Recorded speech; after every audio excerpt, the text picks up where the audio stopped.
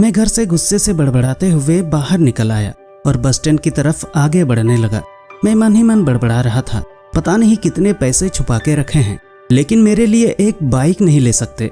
अब मैं यहाँ से चला जाऊंगा और तब तक वापस नहीं आऊंगा जब तक मैं खुद के पैसों से बाइक नहीं खरीद लेता। इतना सोच ही रहा था कि तभी मेरे पैर में मुझे कुछ चुभने का एहसास हुआ। नीचे देखा तो समझ आया कि जल्दबाजी में पापा के जूते पहनाया हूँ। उन जूतों में कील उभरी हुई थी जो मेरे पैर में बार बार घाव किए जा रही थी, लेकिन उस समय गुस्सा अधिक था तो मैं बड़बड़ाते हुए आगे बढ़ गया। एकाएक मुझे याद आया कि मैं पापा का पर्स भी साथ ले आया हूँ। मेरे खुरापाती दिमाग में एक ख्याल आया, क्यों ना आज पापा का पर्स चेक किया जाए, जिसे आज तक उन्होंने किसी को हाथ तक नहीं लगाने दिया था। पता नहीं कौन सा खजाना छुपा है इस पर्स में जो किसी को हाथ नहीं लगाने देते थे। जब मैं पापा का वह पुराना पर्स खोलकर देखा तो उसमें पैसे तो नहीं मिले, लेकिन पैसों की जगह एक डायरी रखी हुई थी। तब मैंने सोचा, ओह, तो यहाँ खजाना छुपा रखा है। मैं समझ रहा था कि यहाँ पापा ने लिखा होगा कि किससे कितने पैसे लेने हैं और किसको कितने पैसे दिए हैं, लेकिन मैं गलत था। जब मैंने उस छोटी सी डायरी का पहला पेज खोलकर देखा तो वहाँ पर जो कुछ लिखा था वो थोड़ा सीरियस कर देने वाला था। डायरी में जो लिखा था उसे पढ़ने के बाद मेरे चेहरे पर जो एक्सप्रेशन थे वह गायब हो चुके थे, क्योंकि डायरी में वैसा कुछ नहीं था जैसा मैं सोच रहा था।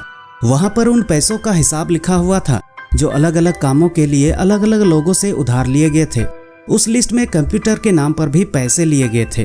कुछ यूं लिखा था, 50,000 बेटे के कंप्यूटर के लिए। यह वही कंप्यूटर था जिसे मैं आज तक यूज कर रहा हूँ, लेकिन मुझे यह पता नहीं था कि उस कंप्यूटर को खरीदने के लिए पैसे कहाँ से आए थे। लेकिन आज पता चल रहा था।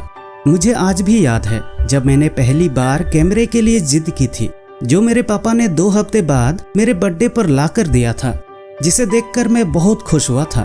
और मुझे खुश देखकर मुझसे कहीं ज्यादा अगर कोई खुश था तो वह थे पापा। अब मेरे चेहरे से गुस्सा एकदम गायब हो चुका था। जब मैंने आगे का पन्ना पलटा तो वहां पर कुछ विशेष लिखी हुई थी। पहली जो विश थी उसमें लिखा हुआ था, अच्छे जूते पहनना। यह बात मेरी कुछ समझ नहीं आई। तभी मेरा पाँव अचानक सड़क पर भरे हुए पानी पर जा पड़ा और तभी मेरे पाँव में कुछ गीलेपन का एहसास हुआ। जब मैंने जूता उतार कर देखा तो उसका तला टूटा हुआ था।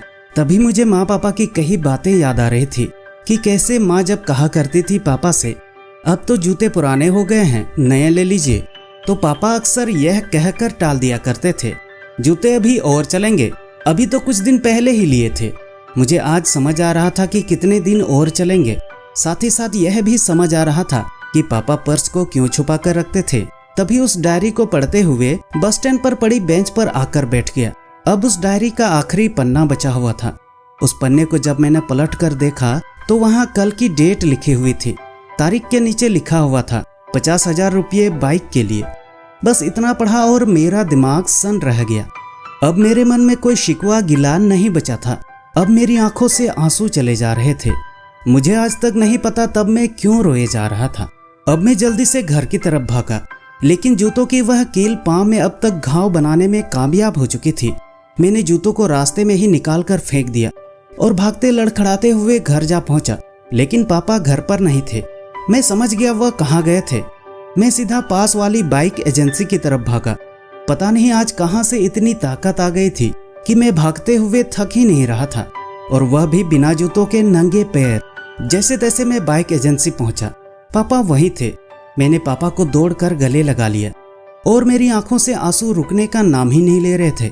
पापा कुछ समझ नहीं पा रहे थे। आखिर हो क्या रहा है, मैं क्यों रो रहा हूँ। मैंने पापा से कहा, पापा मुझे मोटरसाइकिल नहीं चाहिए, आप अपने लिए जूते ले लीजिए। अब आज से मैं जो भी करूँगा अपनी मेहनत से, अपने बलबूते पर पढ़कर करूँगा। दोस्तों, इस कहानी के माध्यम से बताने की कोशिश की गई है कि एक बाप अपने बेटे के लिए कभी गलत नहीं सोचता। कई बार ऐसा होता है कि हम भावनाओं में बहकर अपने पेरेंट्स को कुछ भी बोल देते हैं। हम चीज़ों को समझने की कोशिश ही नहीं करते। माँ के प्यार को तो सभी जानते हैं, लेकिन एक बाप के प्यार को हम समझ ही नहीं पाते, और जब तक समझते हैं तब तक बहुत देर हो चुकी होती है।